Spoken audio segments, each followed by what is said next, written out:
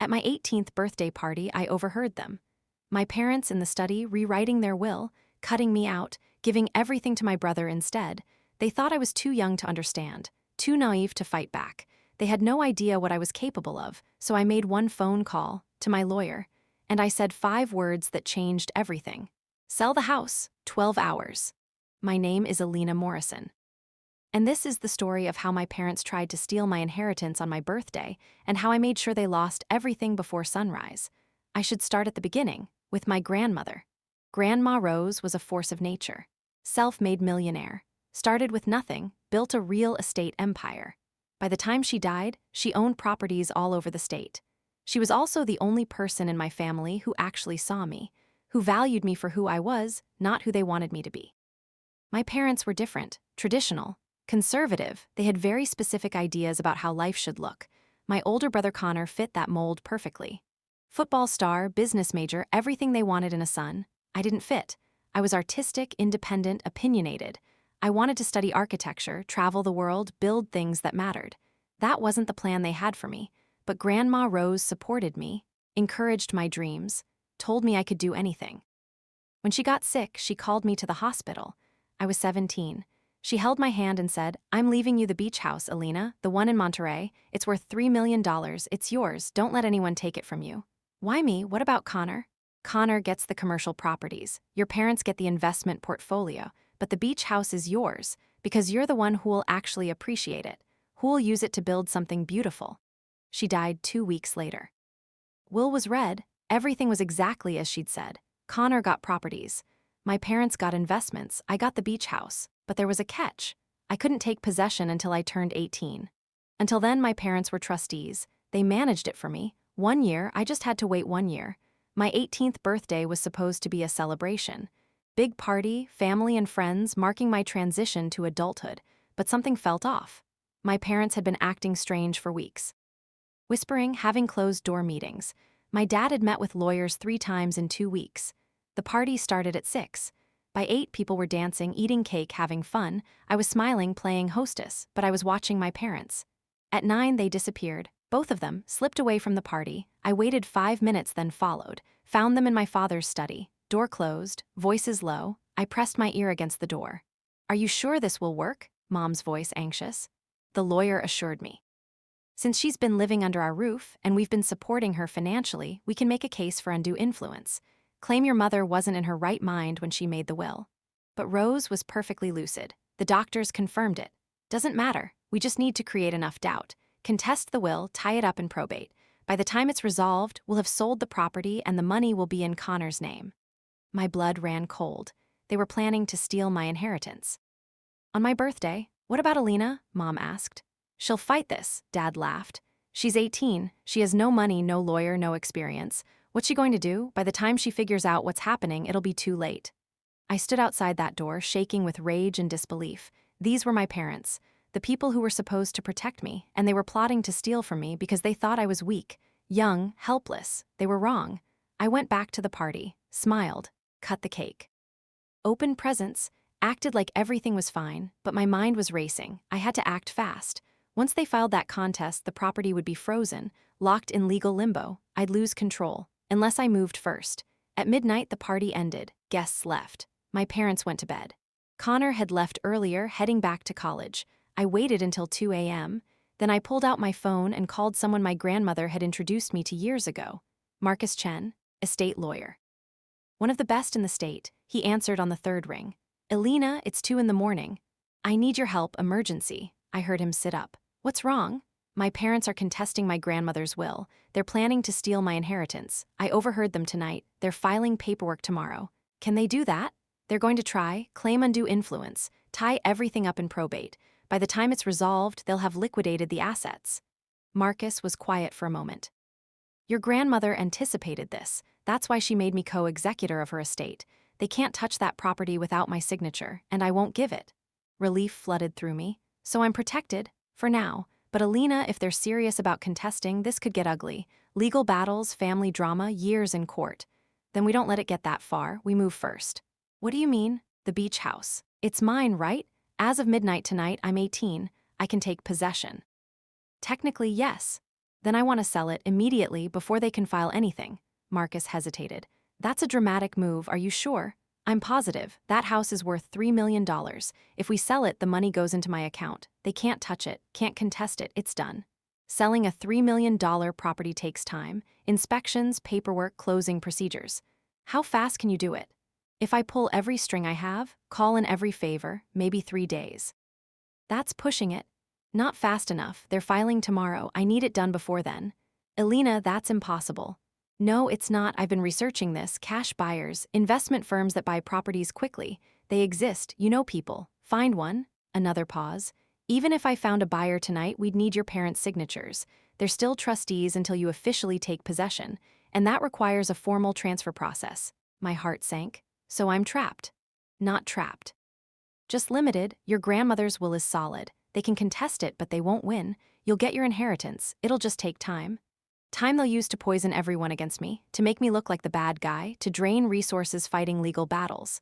Probably, but Alina, sometimes the right thing isn't the easy thing. Sometimes you have to fight. I thought about my grandmother, her strength, her refusal to back down. Then I'll fight, but on my terms, not theirs. What are you planning? I don't know yet, but I'll figure it out. Thank you, Marcus. I hung up, sat in my room, thinking they thought they held all the cards, they were trustees, they had control, they had lawyers and money and experience, but they'd forgotten something. I was Rose Morrison's granddaughter, and she'd taught me more than they realized. The next morning, I came down to breakfast. My parents were at the table, Dad reading the paper, Mom sipping coffee. Morning, sweetheart, Mom said, too cheerful. Fake. Morning. I need to talk to you both about something. Dad looked up. What's that? Grandma's beach house, I want to see it. Now that I'm 18, it's officially mine. I'd like to visit, maybe this weekend. My parents exchanged glances. Quick, nervous. That's not a good time, Dad said. We have plans. I don't need you to come, I can drive myself. The house needs work before you visit, repairs, maintenance, give us a few weeks. Why? Grandma kept it in perfect condition. What suddenly needs repair? Dad's jaw tightened. Elena, we're managing this property for you, trust us to handle it appropriately. But it's not yours to manage anymore. As of midnight, I'm an adult. The trust dissolved, the property is mine. Not quite, Mom said. There are transfer procedures, legal paperwork, it takes time. How much time? A few months, maybe longer. I smiled. That's funny, because I spoke to Marcus Chen last night, Grandma's lawyer. He said the transfer can happen immediately. In fact, he's already filed the paperwork. I should have full legal ownership by end of business today. The color drained from my father's face. You called Marcus? Of course, he's my lawyer now, just like he was Grandma's. Why wouldn't I? Dad stood up. You had no right to do that without consulting us. I had every right. It's my property, my inheritance. Why are you so upset? My mother tried a different approach. Honey, we're not upset. We're just concerned. You're so young.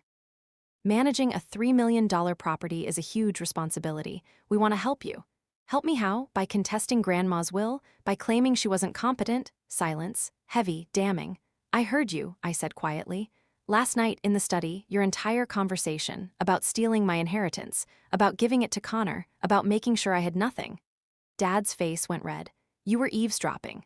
You were plotting on my birthday, at my party. While I was celebrating becoming an adult, you were planning how to rob me. That's not what we were doing, Mom said, but her voice was weak. Really? Then what were you doing? Explain it to me, make it make sense.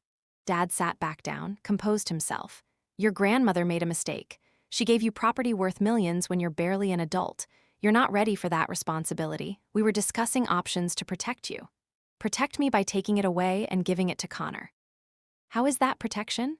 Connor is older, more mature, better equipped to manage real estate investments. Connor is your favorite, that's what this is really about. Grandma left me something valuable and you can't stand it. You've always loved him more, always put him first, and now you're trying to steal from me to give him more. That's not true, Mom protested. It is true, it's always been true, I just finally have proof. I stood up. Here's what's going to happen. Marcus is transferring the property into my name today. Once I have full legal ownership, I'm selling it. I've already found a buyer, a real estate investment firm. They're offering $2.8 million, cash, closing in 72 hours. My father's eyes widened. You can't do that. I can, and I will. By the end of the week, the house will be sold and the money will be in my account, and there's nothing you can do to stop it. Elena, please, Mom said. Don't be rash. That house has been in the family for 30 years. Your grandmother loved it. Grandma loved it. You never did. You've been complaining about the maintenance costs for years. Well, now you don't have to worry about it. It'll be someone else's problem. I walked toward the door. Dad followed. If you do this, there will be consequences. We're your parents. You live under our roof. We support you. I turned. Are you threatening to kick me out? I'm saying actions have consequences. If you choose to disrespect this family, to disregard our advice, to act like a spoiled child, then perhaps you need to learn some independence. Fine, I'll move out. Today, I'll take my inheritance, my grandmother's money that you tried to steal, and I'll build my own life, without you. You'll regret this, Dad said. His voice was cold now. The mask had dropped. You're throwing away your family for money.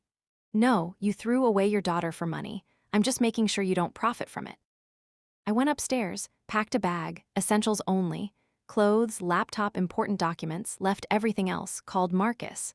The sale, can you actually make it happen in 72 hours? I found a buyer, investment firm out of San Francisco. They specialize in quick cash purchases for estate situations. They'll pay $2.7 million, cash close in 3 days if you agree. 2.7, less than market value, but fast, safe, guaranteed. Do it. Alina, are you sure?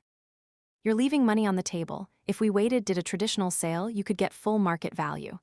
I don't care about the extra money. I care about getting out, making sure they can't touch it, can't contest it. 3 days, make it happen. Okay, I'll need you to sign papers. Come to my office this afternoon.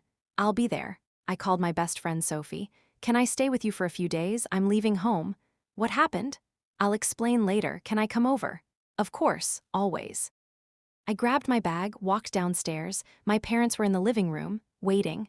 I'm leaving, I said. Mom started crying. Please don't do this. We can work this out. You tried to steal from me. There's no working that out. We're your parents. We love you. You love Connor. You tolerate me. There's a difference. Dad stood. If you walk out that door, don't expect to come back. Don't expect help. You're on your own. Good. That's exactly what I want. I left, got in my car. Drove away from the house I'd grown up in, and I didn't look back. The next 3 days were a blur, signed paperwork, met with the investment firm, answered questions, verified documents. Marcus handled everything perfectly. By day 3, we were in closing.